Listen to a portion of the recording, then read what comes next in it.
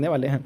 तो सबसे पहले आप देख लीजिए बाल गोविंद भगत को। बाल गोविंद भगत ये जो रचना है इसका महत्वपूर्ण पात्र बाल गोविंद भगत है। यह एक प्रकार के गृहस्थ जीवन में जीते हैं और साथ साथ में जो साधु है, साधु के समान भी जीवन व्यतीत करते हैं। हम इनके व्यक्तित्व को यदि देखें तो मान लीजिए कि आपके गाँव गली मोहल्ले कस्बे में कोई व्यक्ति हो जो साधारणतः साधु के समान रहता है, लेकिन वो उसके बीवी बच्चे भी हो, घर में भी रहता हो। अब मैं आपको ये एक ही बात बताना चाहता हूँ कि आप इस प्रकार एज्यूम करके चलिए कि आपके गाँव में कोई ऐसा व्यक्ति है जो कम कपड़े पहनता है, लंगोटी पर रहता है और काली कमली ओढ़ता है। काली कमली ओढ़ता है मतलब कि वो काली कंबल ओढ़ता है, कनफटी वाली टोपी लगाता है। पुराने ज़माने में आपने देखा होगा कि कुछ टोपियाँ होती थी जो कनफटी मतलब कान के पास से फटी हुई होती थी, वो लगाते थे। अभी ये इनका जो साइज़ था वो मझोला था। इनका साइज़ कैसा था? मझोला था। मझोला मतलब ना तो बहुत लंबे थे, ना ही बहुत नाटे थे, मध्यम इनकी लंबाई थी। साधु गृहस्थ जीवन में रहते थे और जो गृहस्थ जीवन में रहते हुए भी इनका गृहस्थ जीवन से वास्ता कम था। सामान्यतः यह मानते थे कबीर को। किसे मानते थे? कबीर को। और कबीर ही इनके क्या थे? आदर्श थे। कबीर के समान जीवन व्यतीत करते थे। कबीर ने जो वचन कहे हैं उनको पालन करते थे। और इनका एक पुत्र था और इनका जो एक पुत्र था, पुत्र कैसा था? भोंदू टाइप का था, कम बुद्धि का विकास हुआ था। और इनका जो पुत्र था एकलौता था। एक पुत्र वधू थी जिसे पतोहू कहा जाता है। पतोहू मतलब पुत्र वधू ही या बहू होता है। ये कैसी थी? सुबह को सुशील थी, अर्थात बहुत स्वभाव इनका अच्छा था। अब इनके व्यवहार की बात की जाए, क्योंकि हम देखें कि एमसीक्यू अगर हम लगाते हैं तो हमको थोड़ा बहुत तो जनरल आइडिया होना चाहिए कि क्या है कविता किस विषय पर, जो रचना है, रेखाचित्र है, किस विषय पर लिखा गया है। अब इनका जो व्यवहार था यह हमेशा सत्य बोलते थे, अर्थात ये असत्य नहीं बोलते थे, मुख्यतः स्पष्टवादी थे। और आप जब इस लेसन को पढ़ोगे तो आप इसमें देखोगे कि यह दो टूक जवाब देने पर कभी संकोच नहीं करते थे। इनका व्यवहार एकदम खरा व्यवहार था। हमारे जीवन में भी बहुत सारे लोग होते हैं जो हमेशा सत्य बोलते हैं, जिनका व्यवहार एकदम स्पष्ट होता है, बिना पूछे किसी लोगों की वस्तुओं को छूते भी नहीं थे। और यहाँ तक तो बात ठीक है, बिना पूछे किसी के खेत में शौच करने के लिए भी नहीं जाते थे। वैसे देखा जाए तो अभी तो क्या है कि हमारे यहाँ पर शौच मुक्त भारत बन चुका है, लेकिन उस टाइम की यह जो लिखी हुई रेखा चित्र है इसमें आप देखोगे कि वो बिना पूछे किसी के खेत में शौचालय करने भी नहीं जाते थे। अपनी जो भी उपज होती थी वह कबीर को समर्पित करते थे। इनके घर से 4 कोस की दूरी पर एक मंदिर था, मंदिर में जाते थे और जो भी उपज निकलती थी सारी उपज कबीर को समर्पित कर देते थे और उसमें से जो कुछ थोड़ा बहुत बच जाता था वो प्रसाद स्वरूप अपने यहाँ पर ले आते थे। इनकी आवाज़ अत्यंत मधुर थी। संपूर्ण जो गाँव था, गाँव इनका मुग्ध हो जाता था जब ये गायन करते थे। और पूरे साल ये गाते थे। आषाढ़ माह या वर्षा जून जुलाई की बात करो तो जब धान की रोपनी की जाती थी तो धान की रोपनी करते करते भी ये क्या करते थे? अपने भजन गाते थे।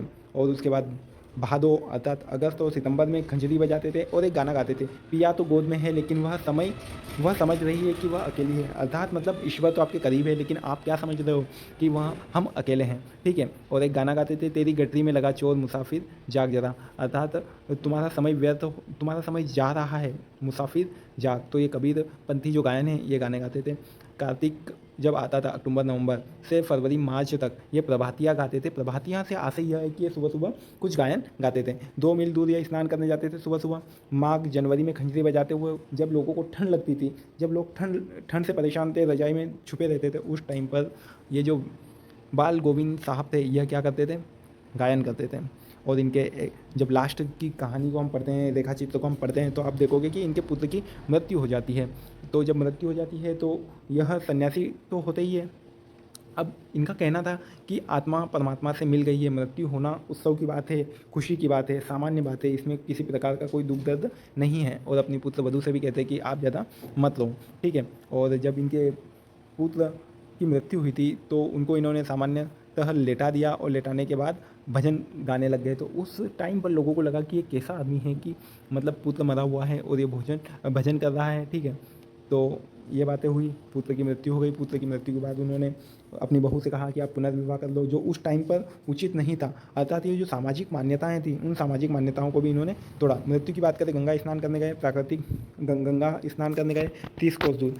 और प्राकृतिक दृश्यों को देखना मतलब गंगा स्नान, जैसे कबीरदास ने कहा कि मलमल धोया शरीर को, धोया न मन का मेल, नहाए गंगा गोमती रहे बेल के बेल। तो ये कबीर को मानने वाले थे, तो इनका गंगा नहाने पर ज़्यादा फोकस नहीं था। इनका मतलब था कि वहाँ जाऊँगा, ज़्यादा से ज़्यादा संतों से मिलूँगा, प्राकृतिक दृश्यों को देखूंगा। अब ठीक है, ये ना तो गृहस्थ थे ना ही पूरी तरीके से साधु थे, तो भिक्षा मांग नहीं सकते थे और घर पे जो कुछ बनाया रहता था वो इतने दिन तक नहीं चल सकता था। तो अब वो घर से जो खा कर जाते थे और गंगा नहा कर आते थे, फिर घर पे ही खाना खाते थे। अब इनकी तबीयत ज़्यादा ख़राब हो जाती है, आने के बाद वही रूटीन फॉलो करते हैं। रूटीन फॉलो करते से आशय ये है कि डेली नहाने जाना, स्नान करना। गाँव वाले बोलते हैं कि भाई अब स्नान मत करो, आप मत परेशान हो इतना, लेकिन फिर भी वही रूटीन फॉलो होता है और अंततः इनकी मृत्यु हो जाती है स्वाभाविक रूप से।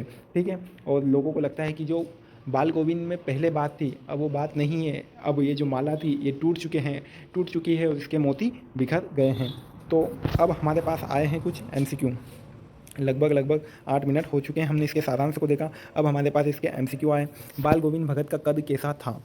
तो इसका आंसर आपको देना है कि बाल गोविंद भगत का कद कैसा था। तो इसका सामान्य सा आंसर वही है कि इनका कद कैसा था, मझोला था। इसीलिए मैंने आपको पहले थोड़ा सा सिनॉप्सिस बता दिया मेरा बना हुआ, कि आप थोड़ा अंदाज़ा लगा पाओ। बाल गोविंद भगत का कद कैसा था? तो कैसा था बाल गोविंद भगत का कद? मंझोला था। उनके चेहरे पर हमेशा कैसी चमक रहती थी? तो बाल गोविंद भगत के बारे में बात पूछी जा रही कि उसके चेहरे पर कैसी चमक रहती थी? तो गुस्से की, तेल की, लालिमा की। तो कैसी होती थी? जो इसका आंसर डी है, लालिमा।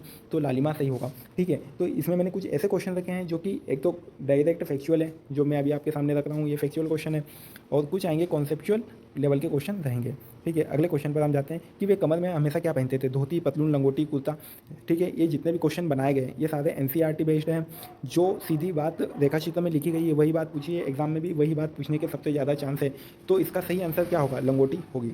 ठीक है, जाड़े के दिनों में वे ऊपर से क्या ओढ़ते थे? काली कमली, सफ़ेद चादर, ऊनी शॉल, रेशमी कपड़ा। तो इसका सही उत्तर क्या होगा? तो इसका सही उत्तर होगा काली कमली, अर्थात काले कलर का कंबल ये ओढ़ते थे। भगत जी के माथे पर हमेशा कौन सा तिलक लगा देता था? तो भगत जी के माथे पर हमेशा रामानंदी श्री चंदन लगा होता था, जैसे रामानंदी श्री चंदन ये लगाते थे। ठीक है, गले में वे किसकी माला पहनते थे? तो गले में तुलसी की माला पहनते थे। किसकी माला? तुलसी की माला पहनते थे। अगला है कि बाल गोविंद भगत के परिवार में कौन कौन थे? तो मैंने पहले ही बता दिया, पत्नी थी, बेटा था, बेटा और बहू था, केवल बहू और 2 बेटे। ठीक है, तो इसका सही उत्तर होगा ख।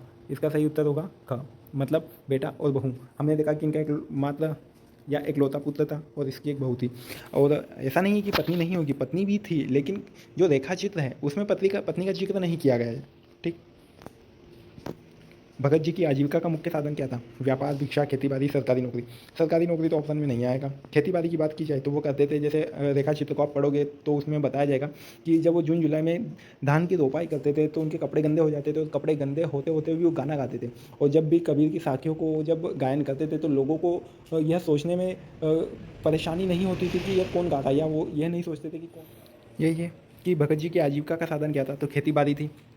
खेत की कुल पैदावार में वे सबसे पहले कहाँ ले जाते थे? मतलब खेत में जो भी उपज होती थी उस उपज को कहाँ ले जाते थे? तो कबीरपंथी मठ में लेके जाते थे, अर्थात मठ मंदिर में, यहाँ पे जो साधु संत होते थे वहाँ पर लेके जाते थे और अपना सब कुछ वो दे देते थे। और उनको कभी लगता था कि थोड़ा बहुत कुछ बचता था, उसे प्रसाद स्वरूप वो अपने पास लेकर आ जाते थे। आषाढ़ की रिमझिम में पूरा गाँव कहाँ होता था? तो आषाढ़ की रिमझिम में पूरा गाँव कहाँ पर होता था? खेतों में होता था, घरों में होता था, चौपाल पर होता था, मंदिरों में होता था। तो आप देखोगे कि आषाढ़ में जो लोग होते थे चौपालों पर होते थे। भगत जी खेत में क्या काम करते करते गाते थे? तो ऑप्शन भी आएगा कि धान की रोपाई करते समय ये गाते थे। इसमें देखा कि भादों की आधी रात में उनका संगीत कैसा होता था? शोर जैसा तो जी नहीं, शोर जैसा तो हम लगाएंगे भी नहीं ऑप्शन। सुला देने वाला, चौंका देने वाला, डरावना। तो इसमें आप ऑप्शन सी लगाओगे, कैसे? चौंका देने वाला। सुला देने वाला, शोर, डरावना ऐसा कुछ नहीं है। ठीक। अगला है कि कार्तिक माह शुरू होते ही भगत जी क्या शुरू करते थे? तो जब कार्तिक माह, अर्थात अभी अपन ने बात की थी कि जब अक्टूबर माह आता था उसी टाइम पर ये क्या करते थे? प्रभातिया मतलब जो सुबह सुबह जो गायन होता है वही गायनियाँ करते थे। गर्मियों में उनकी संध्या उमस भरी शाम को क्या कर देती थी? बोझिल, शीतल, शांत, गर्म। तो इसका जो सही उत्तर होगा, उमस भरी शाम को क्या कर देती थी? तो इसका उत्तर सही होगा शांत। क्या कर देती थी? शांत कर देती थी। अगला ऑप्शन है कि भगत जी का बेटा कैसा था? भगत जी का बेटा कैसा था? पहलवान था, शराबी था, बहुत चतुर था, सुस्त और भोंदू सा था। तो इसका ऑप्शन बी सही हो जाएगा। बेटे की मृत्यु पर भगत जी ने उसे कहाँ लिटाया? पलंग पर, आंगन में, चटाई में, कमरे के अंदर और फूलों की सेज पर। तो देखो ये तो नहीं होगा, पलंग पर नहीं लेटाया और फूलों की सेज पर, तो इसका ऑप्शन भी गलत हो गया, डी। अब आंगन में, चटाई पर और कमरे के अंदर, तो इसका जो सही उत्तर होगा आंगन में, चटाई पर। बेटे की चिता को आग किसने दी? तो बेटे की चिता को आग उनकी बहू ने दी। जैसे सामाजिक मान्यता यह कहती थी कि बेटे की चिता को आग कौन देगा? पिता देगा। कौन देगा? पिता देगा। लेकिन पिता ने नहीं दी, यहाँ पर उसने बाल गोविंद भगत साहब ने किन से दिलवाई? अपनी बहू से दिलवाई। गंगा स्नान के लिए जाते समय वे रास्ते में क्या खाते थे? ढाबे पर खाना तो मैंने नहीं कहा, फल खाते थे, ये बात नहीं। घर से खाकर चलते और लौटकर घर पर ही खाते थे, रास्ते में मांग कर खाते थे। तो मांग कर तो नहीं खाते थे क्योंकि वो भिक्षु नहीं थे, ठीक है। तो इसका सही ऑप्शन क्या होगा? सी होगा। मतलब घर से खाकर चलते थे और लौटकर घर पर ही खाते थे, और ऐसे करते करते उनकी क्या हो गई? तबीयत खराब हो गई। तबीयत खराब हुई और बाकी वही रूटीन उन्होंने फॉलो किया और उनकी स्वाभाविक रूप से मौत हो गई। गंगा स्नान की यात्रा में उन्हें कितने दिन लगते थे? तो इसमें 10 दिन, 2 दिन, 4 दिन, 4 से 5 दिन। तो इसका सही उत्तर होगा 4 से 5 दिन होगा। अगला क्वेश्चन होगा, भगत जी की मृत्यु कैसे हो गई थी? बीमारी से? तो मैंने कहा बीमार तो नहीं थे। दुर्घटना से? नहीं। डूबने से? तो नहीं। इसका ऑप्शन सी होगा, स्वाभाविक, जैसा उन्होंने चाहा था तो वैसे ही उनकी मौत हुई। अगला प्रश्न है, इसके उत्तर भी दिए हुए हैं सीरियल वाइज, तो आप इसको एक बार चेक भी कर सकते हो। अब यहाँ से जो प्रश्न चालू होते हैं हमारे, यहाँ से हमारे जो प्रश्न चालू होंगे ये थोड़े कॉन्सेप्चुअल लेवल के होंगे। यहाँ पर हमने फैक्टर पर ही बात की थी, जैसा रेखा चित्र में लिखा गया था सेम वही बातें थी। अब यहाँ पर क्या होगा? थोड़े कॉन्सेप्ट वाली बातें होगी, तो इसको हम देखते हैं। लेखक ने बाल गोविंद भगत को साधु क्यों कहा? क्योंकि वे गेरुए वस्त्र धारण करते थे, ऑप्शन गलत है ना। क्योंकि वे घर बार छोड़ चुके थे, ये ऑप्शन भी गलत है। उनके शुद्ध आचरण और निश्चल व्यवहार के कारण, अभी मैंने जैसे पहले ही इसका सारांश बताया तो उसमें हमने कुछ चीज़ों को देखा कि वो बिना पूछे किसी चीज़ों को नहीं लेते थे, स्पष्ट कहते थे, सत्य बोलते थे, तो उनके व्यवहार के कारण उन्हें साधु कहा है, ठीक है। बाल गोविंद भगत का व्यक्तित्व किस महान संत से प्रभावित था? बुद्ध से, कबीर से, नानक से? तो इसका सही उत्तर क्या होगा? तो कबीर से होगा, क्योंकि अपना आदर्श ही कबीर को मानते थे। भगत जी के द्वारा फसल को मठ में अर्पित करना उसके किस भाव को दर्शाता है? तो इसका सही उत्तर होगा अंधविश्वास नहीं, अमेरिका का प्रदूषण नहीं, सामाजिक दबाव, किसी के दबाव में तो रहते नहीं थे। अगर दबाव में रहते तो अपनी जो बहू है उनका पुनर्विवाह नहीं करवाते। दबाव में होते तो वो हम अपने बहू के हाथों मुखाग्नि नहीं दिलवाते, ठीक है। तो इसका उत्तर सी होगा, समर्पण और त्याग की भावना। अगला है कि बहू द्वारा बेटे की चिता को आग दिलाना भगत जी के किस विचार का प्रतीक है? तो इसमें देखो, नारी सशक्तिकरण का, आलस्य का, शास्त्रों के अज्ञान का, मजबूरी का। देखो, शास्त्रों के अज्ञान की अगर बात की जाए तो शास्त्रों में लिखा है कि कौन करेगा? शास्त्रों में लिखा है कि चिता को आग कौन देगा? पुत्र देगा। लेकिन यहाँ पर चिता को आग पुत्र नहीं दे रहा है, कौन दे रहा है? बहू दे रही। तो इसका सी ऑप्शन गलत है। आलस्य की बात करें तो आलस्य थी उनको कि नहीं करना है, मुझे नहीं देना है तो बहू को पहुँचा देता हूँ, ऐसा था? ऐसा भी नहीं था। नारी सशक्तिकरण की बात करते हैं, रूढ़ियों की बात करते हैं, रूढ़ियों को तोड़ने की बात करते हैं, जो हमेशा से चल रहा है उन चीज़ों को तोड़ने की बात करते हैं, ठीक है। तो ये इसका ऑप्शन ए सही होगा। स्त्री के महत्व को समझा उन्होंने। बेटे की मृत्यु पर भगत जी का उत्सव मनाना क्या सिद्ध करता है? वे मानसिक रूप से अस्वस्थ हैं। मान लीजिए कि अगर किसी के बेटे की मौत हो जाए और फिर वो इस प्रकार का व्यवहार करे, उत्सव मनाए, तो यह बात तो लगा सकते हो। मतलब आपने अगर चैप्टर नहीं पढ़ा है ढंग से तो भाई वो मानसिक रूप से अस्वस्थ थे, वे अपने बेटे से प्यार नहीं करते थे, तो ये बात तो बिल्कुल गलत है। वो अपने बेटे से बहुत प्यार करते थे, वरन वे उन सभी लोगों से प्रेम करते थे जो मानसिक रूप से अस्वस्थ थे या मानसिक रूप से थोड़े कमज़ोर थे, बोधू से थे, उन सभी से वो प्रेम रखते थे। इस बात को तो मेंशन किया है लेखक ने। वे अपने गाँव वालों को डराना चाहते थे, ये तो बिल्कुल गलत है यार। उनकी आत्मा की अमरता में अटूट विश्वास थी, ये बात सही है। तो उन्होंने अपनी जो बहू थी उनसे कहा कि तुम क्यों रोती हो? अभी तो आत्मा परमात्मा से मिल चुकी है, जिस प्रकार एक प्रेमी अपनी प्रेमिका से मिलता है। लेखक ने भगत जी के संगीत को जादू क्यों कहा? क्योंकि वह मन मस्तिष्क पर गहरा प्रभाव डालता था। ये ऑप्शन सही है, बाकी सभी गलत है। अगला क्वेश्चन है हमारे पास, बाल गोविंद भगत के अनुसार आत्मा और परमात्मा का संबंध कैसा है? तो इसका ऑप्शन डी तो नहीं होगा, शत्रु मित्र तो नहीं होगा, पिता पुत्र भी नहीं होगा, प्रेमी प्रेयसी, ये बिल्कुल सही है। भगत जी की बहू का दूसरा विवाह क्यों करवाना चाहते थे बहू का विवाह? क्योंकि उसका खर्च नहीं उठा सकते थे। तो उठा सकते थे यार खर्च, जब तो खेती बाड़ी करते थे आराम से, धान की रोपाई चल रही थी। वे उसके सुखद भविष्य की सुरक्षा के प्रति चिंतित थे। हाँ, ये बात मैं कह सकता हूँ और ये बात सही भी है। क्यों? क्योंकि वे चाहते थे कि अब पुत्र तो हमारा समाप्त हो चुका है, जब पुत्र समाप्त हो चुका है तो अब हम क्या करेंगे? डबल शादी करवा दो, पुनर्विवाह करवा दो। उस समय पर उन्होंने पुनर्विवाह का कॉन्सेप्ट निकाला कि जो भी हो पुनर्विवाह होना चाहिए। इस पाठ के माध्यम से लेखक ने किस कुरीति पर प्रहार किया है? इसका ऑप्शन छुआछूत तो नहीं है, बाल विवाह, दहेज प्रथा, बी ऑप्शन क्या आएगा? विधवा विवाह निषेध और अंधविश्वास। भगत जी की प्रभातियों का मुख्य उद्देश्य क्या होता था? ईश्वर की भक्ति में लीन होना, गाँव में प्रसिद्ध होना, अपनी गायिका का प्रदर्शन करना, लोगों को जगाना। तो लोगों को जगाना तो नहीं था, ईश्वर की भक्ति में लीन होना है ना। साधु की परिभाषा के संबंध में पाठ क्या संदेश देता है? अब देखो, ये ऐसे जो क्वेश्चन आएंगे ना, तो यदि आपने अच्छे से चैप्टर को पढ़ा है तभी आप इसके आंसर दे पाओगे। वेशभूषा से ही साधु की पहचान होती है, साधु बनने के लिए हिमालय जाना अनिवार्य है, बिल्कुल गलत है ये बात। तो साधु को परिवार नहीं रखना चाहिए। सात्विक जीवन और मानवीय सरोकार ही साधुता है। मानवीय सरोकार अर्थात मानव के साथ जो उसका संबंध है वही साधुता है। देखो, यहाँ लिखा है कि भगत जी अपने बेटे बोंदे, कम बुद्धि वाले बेटे के प्रति अधिक स्नेह क्यों दर्शाते हैं? कमज़ोर और असहाय के प्रति करुणा और विशेष जिम्मेदारी। ये क्या है? ऑप्शन भी इसका सही उत्तर होगा। अज्ञान, मजबूरी, पक्षपातपूर्ण निर्णय, ये बात नहीं है। आप पीएससी मेंस की भी आपने अगर तैयारी की होगी तो उसमें ये पॉइंट ये वाला लिखा होता है कि कमज़ोर वर्ग के प्रति करुणा। ठीक है, लेखक भगत जी के प्रति आकर्षित क्यों थे? उनकी व्यक्तित्व की पवित्रता के कारण। ठीक है, गंगा स्नान के दौरान भगत जी का संतों जैसा व्यवहार क्या स्पष्ट करता है? वे लोग संग्राहक लोगों से मिलना और ईश्वर से चर्चा चाहते थे, ये बात बिल्कुल सही है। वे पैसे से बचाना चाहते थे? नहीं यार, पैसे कहाँ बचा रहे थे वो, पैसे वैसे तो कुछ बचा ही नहीं रहे थे, पैसे बचाने का कुछ नहीं था। बाल गोविंद भगत पाठ में साहब शब्द किसके लिए प्रयोग करते? गाँव के मुखिया के लिए? नहीं यार, मुखिया जी के लिए नहीं, लेखक के लिए नहीं, अंग्रेज अफसर के लिए कहाँ, अंग्रेज तो था ही नहीं यार उसमें कुछ। कबीरदास के लिए, किसके लिए? कबीरदास के लिए। भगत जी का अंतिम समय तक नियम न छोड़ना किस गुण को दर्शाता है? जिद्दीपन। वो जिद्दी थे? अरे यार, जिद्दी कहाँ थे, वो तो साधु जैसे थे। डरपोक नहीं, डरपोक होते तो अपनी बहू का विधवा विवाह नहीं करवाते। परंपरावादी होते तो अपने बेटे की अग्नि को, जो चिता को जो अग्नि दी थी, वो कौन देता? खुद ही देते। परंपरावादी होते तो उन्होंने अपनी बहू से दिलवाए। कठोर और अनुशासन प्रिय थे, उन्होंने अनुशासन का पालन करते करते हुए अपने प्राणों का त्याग कर दिया। ठीक है, बहू द्वारा भगत जी को छोड़कर न जाने की जिद का कारण क्या था? उसे संपत्ति का लालच था। बहू को क्या था? संपत्ति का लालच। नहीं, रेखाचित्र में कहीं भी नहीं बताया कि उन्हें संपत्ति का लालच था। वह काम नहीं करना चाहती थी, ये बात काम नहीं करना चाहती थी। अगर वो काम नहीं करना चाहती तो वो रुकती क्यों? वो तो अपने मायके चली जाती।